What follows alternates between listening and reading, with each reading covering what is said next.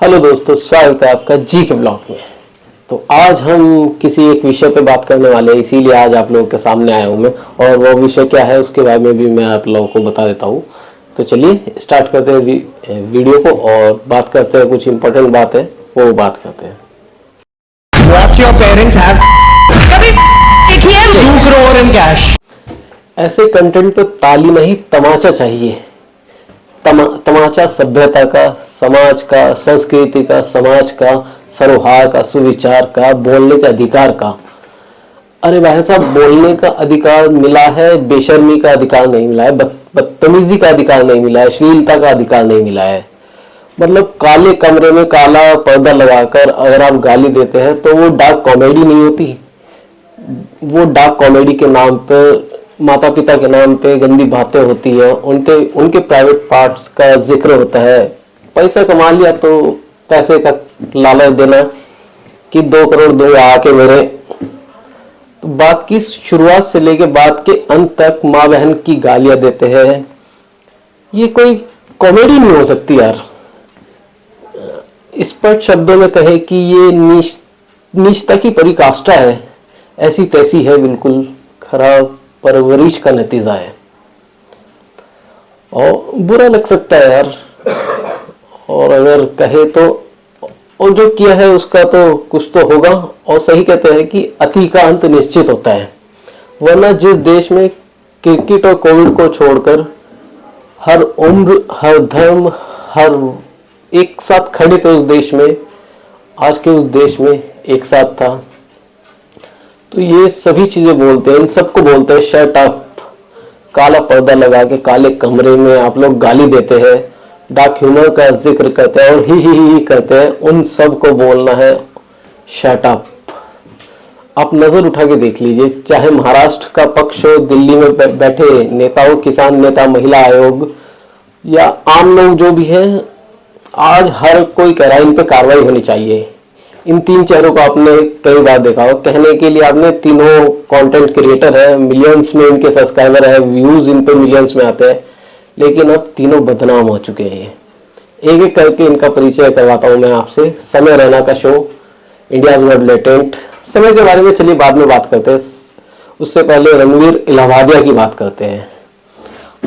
हालांकि अब social media पर जितना उन्होंने उपलब्धियां पाई है वो वल्गर इलाहाबादिया या अश्लील इलाहाबादिया ही कहा जाएगा। अब रणवीर वो व्यक्ति है दमखम पर अपनी इमेज को एक शालीन व्यक्ति के तौर पर प्रकट करते हैं। एक ऐसा व्यक्ति जो सनातन में भरोसा रखता है, योगा करता है, देश की बड़ी बड़ी हस्तियों के साथ इंटरव्यू लेता है, बड़े बड़े एक्टर, हीरो हीरोइन आते हैं। खुद प्रधानमंत्री ने उनकी तारीफ की थी। प्रधानमंत्री ने उन्हें सम्मानित किया था। बड़े बड़े केंद्रीय मंत्रियों के साथ इनका पॉडकास्ट हुआ है। लेकिन अच्छे प्यार के दमखम पे हुआ है ये झूठी इमेज, जो सब अब खत्म होने वाली है। समय रैना के शो में इनका सारा चिट्ठा अब सामने आ रहा है। इनका खुल के विरोध हो रहा है। इस आदमी में कितनी अश्लीलता भरी हुई है, कितना शर्म है इस आदमी ने, सब घोट कर पी गया ये आदमी। एक कंटेस्टेंट से एक व्यक्ति सवाल करता है, क्या वो अपने माँ बाप को करते देखते हैं? इससे भी आगे नीचता की पराकाष्ठा पार होती है जब वो उनसे कहता है कि उसमें वो शामिल होना चाहेगा। ये होती है नीचता की परिभाषा। सुनकर घिन आ रही है, लेकिन ये हुआ है, इंडिया गॉट लेटेंट पर हुआ है। हालांकि आपको जिंदगी यही खत्म नहीं होती। इस शो में अंदर का जो छिछला इंसान है वो और निकल के आता है। वो जो प्यार की इमेज थी ना, वो दूर हट जाती है एकदम से। और कूल बनने के चक्कर में, या कहे कि अश्लील बनने के चक्कर में तब निकल के आते हैं जब एक व्यक्ति से कहता है कि मैं तुम्हें 2 करोड़ रुपए दूंगा। यकीन मानिए, इसकी बात की जो बात है वो मुझे बात बताने में आप लोग से शर्म आ रही है, लेकिन ये चौड़ा होके एक कंटेस्टेंट को ऑफर देता है कि 2 करोड़ दूंगा, तुम मेरा करोगे, मैं तुम्हें 2 करोड़ दूंगा। हाँ, और दूसरे भी कहता है हाँ इसी वक्त। और सब लोग हंसते हैं इन बातों पे। और दुनिया जानती है कि रणवीर इलाहाबादिया ईमानदारी, शालीनता का चोला चोला ओढ़कर मिलियन फॉलोवर उठाए, इन फॉलोवर से करोड़ों रुपए कमा रहा है वो। पैसे इसके जहां मर्जी खर्च करे, हमें क्या है, लेकिन खर्च करने का ये तरीका, यकीन मानिए आज प्रधानमंत्री भी इनकी बातें सुन ली होती, इनकी बातें वीडियो देख ली होती प्रधानमंत्री ने, सोच रहे होंगे कि किसके साथ मैंने तारीफ की है, किसके साथ मैंने वीडियो बनाई है। रणवीर की माताजी, उन्होंने एक पॉडकास्ट में कहा था कि वैसे माँ बाप का जिक्र करना सही बात नहीं है, मैं खुद इनकी माताजी से इस बात को लेकर क्षमा प्रार्थी हूँ, लेकिन इन्होंने अपने माता पिता का जिक्र करते ही अपने अंदर के जिक्र करते हुए इनकी माता ने एक पॉडकास्ट में बताया था कि उन्होंने अपने बेटे को बहुत अच्छे संस्कार दिए, अच्छी परवरिश की है उनकी। आज माता जी से हम एक सवाल पूछना चाहते हैं, जिन संस्कारों का जिक्र आप कर रहे थे, ये संस्कार है रणवीर के, ये परवरिश है रणवीर की? क्या किसी भी सभ्य परिवार के माँ बाप ये सोच सकते हैं कि उनका बच्चा ऐसा सवाल कर सकता है, ऐसी बातें एक शो में बोल सकता है? ये करने की कल्पना करें कि, माफ कीजिएगा आंटी जी, आज एक माता के तौर पे आपके लिए दुख है, लेकिन बड़े दुख के साथ कहना पड़ रहा है कि you failed as a parents, you failed. I am sorry, this is brutal but सच यही है, एंड आई एम श्योर आपको भी ये एहसास हो रहा होगा। रणवीर को इस देश के तमाम दिग्गज फॉलो करते हैं। आज वो सब इनके खिलाफ हो रहे हैं, इनकी घटिया सोच के खिलाफ हो रहे हैं। हालांकि रणवीर को शायद ये एहसास नहीं था कि ये भारत है, वो देश जहां पर माँ बाप को ईश्वर का दर्जा दिया जाता है।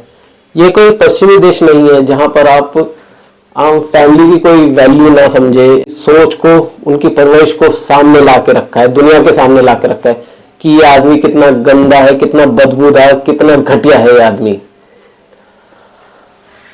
अपने माँ बाप की आपत्ति, अपने माँ बाप को आपत्ति में बोलने से भी शर्म आ रही है मुझे।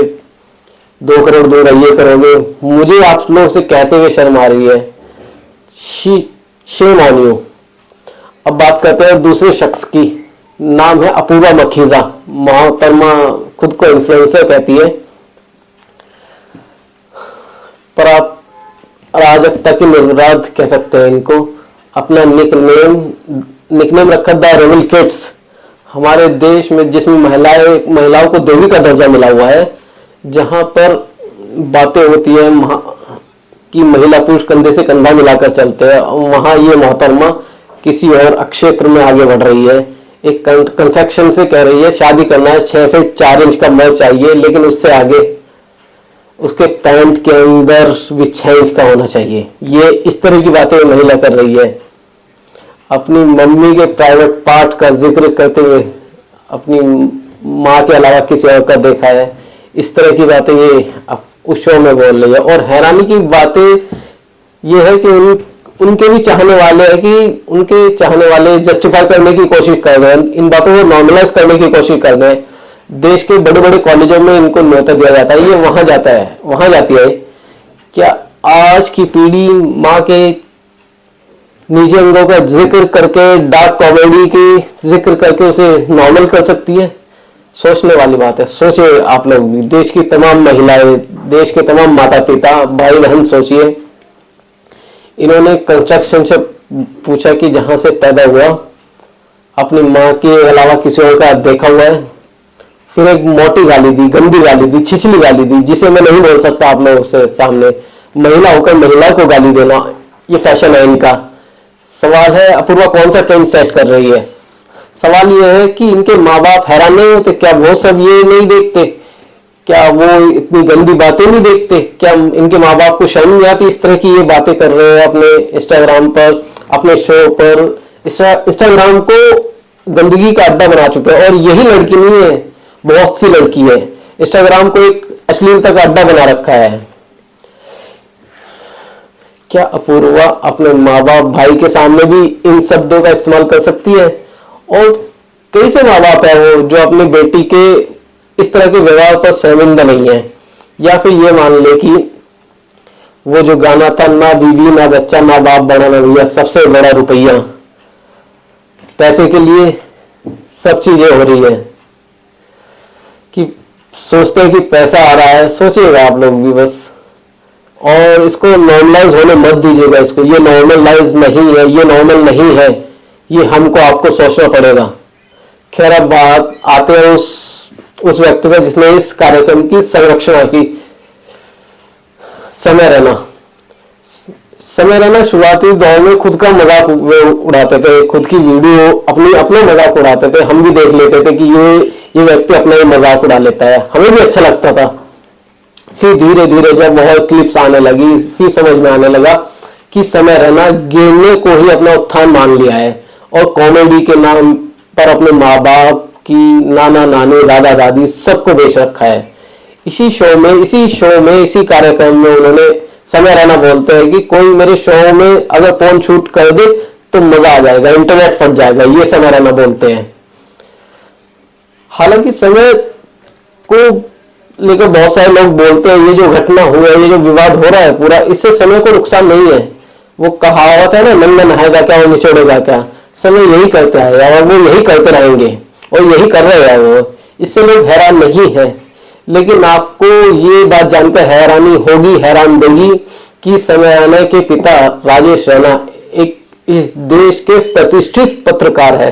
उनके पढ़ाए हुए बहुत से लड़के आज देश के बड़े बड़े चैनलों में बड़े पत्रकार है, बड़े पद पर है।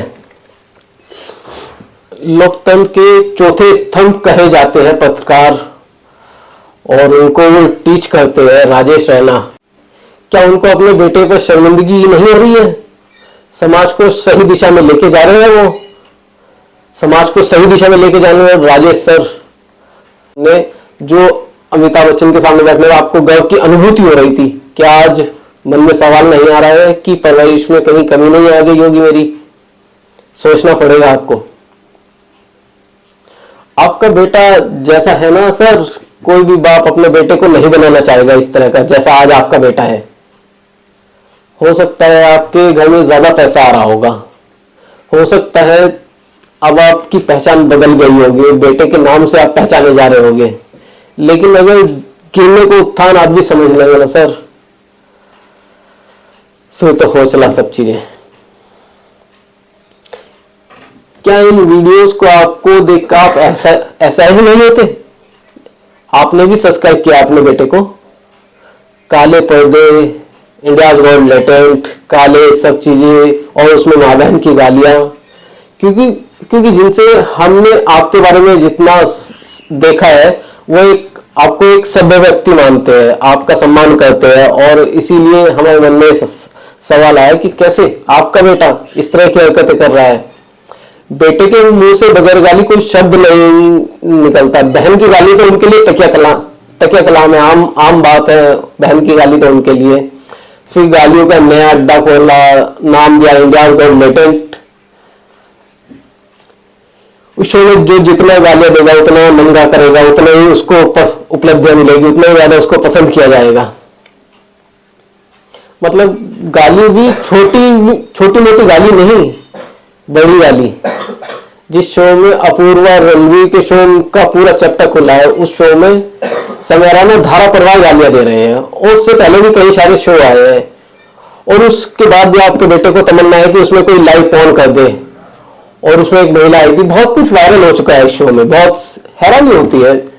कौन बनेगा करोड़पति जैसे शो में इनको बुलाया जाता है, शर्म आती है कि अमिताभ बच्चन के सामने बैठे रहते हैं, ऐसे लोगों को बैठाया जाता है अमिताभ बच्चन के सामने। हालांकि उस शो में, अमिताभ बच्चन के शो में सुरेश ये रैना अपने आप को नालायक बताते हैं, ना भाषा की तमीज है, ना परिवार का संस्कार है, सिर्फ गाली देने को अपना धंधा बना लिया है, गिरने को उत्थान समझ लिया है। क्या कहा जाए इन लोगों के बारे में? सोचिएगा जरा आप भी। पैसे से ऊपर भी दुनिया है। हो सकता है आपको फर्क ना पड़े, लेकिन ये सोच के कर दीजिएगा कि आपको फर्क नहीं पड़ता है। बहुत माँ बाप को पड़ता है, जिनके बच्चे ऐसे बन जाएंगे ना, उनको फर्क पड़ता है, उन माँ बाप को फर्क पड़ता है। आपकी आजादी आपको मुबारक। लेकिन ये किसी और के दुख का कारण ना बनने, इसलिए एक बार अपने बेटे से समझाए, बात करें उसे, बाकी आपकी मर्जी है। खैर, इन तीनों ने अपने शो में सभ्यता की ऐसी तैसी कर दी। मुझे नहीं मालूम कि इनकी अश्लीलता पर कौन कौन हंस रहा है, कौन कौन ठाके मार रहा है, मगर इतना जरूर है कि अश्लीलता बड़े देश के लोगों को रास नहीं आई। महाराष्ट्र के कई नेता और मिनिस्टर ने इन पर काफी ऑब्जेक्शन उठाए हैं, कमेंट ट्विटर वगैरह काफी हो रहे हैं, इनके खिलाफ कार्रवाई भी करने के लिए बोल रहे हैं बहुत से लोग। उधर आक्रोश की आग फैल रही है, विरोध की तीर फैलने लगे है कि जब लगने लगा है करियर दांव पर है, कार्रवाई हो सकती है, तो खुद सोशल मीडिया पर लोग इन्हें गाली दे रहे हैं, आईना दिखा रहे हैं, अनफॉलो कर रहे हैं इनको।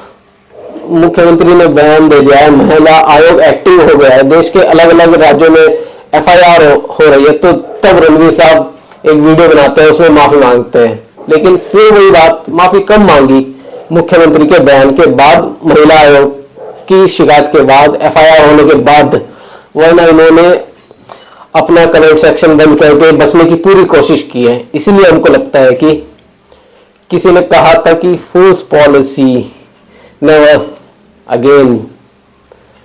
लेकिन कानून अपने हिसाब से काम करेगा, समाज के तौर पर माफ करना है नहीं करना है वो आपका हस्तक्षेप है, फैसला आप पर छोड़ते हैं। लेकिन जरूरी ये है कि इस तरह की अश्लीलता पर रोक लगे, बहुत रोक लगे, इन पर कोई ग्यारह ग्यारह नत्तू करा सोशल मीडिया पर आकर इस तरह की अभद्रता फैलाएगा, गंदगी फैलाएगा इस तरह की, उसे नॉर्मलाइज करने की कोशिश करेगा, उसे नॉर्मलाइज करने की कोशिश करेगा तो 50 बार सोचे, अपने लिए ना सही अपने आने वाली पीढ़ी के बारे में सोचिए, ये जरूर सोचिएगा आप लोग, क्योंकि आप अपने बच्चों को ऐसा नहीं बनाना चाहेंगे कि आपकी बीवी, आपका पति अपने बच्चे की ऐसी वीडियो देखे, ऐसा बोलते हुए देखे। बाकी आप सबकी मर्जी है। वीडियो अच्छी लगी तो लाइक जरूर कीजिए, चैनल को सब्सक्राइब करना मत भूलिएगा और देखते रहिए जीके ब्लॉग। जय हिंद, वंदे मातरम।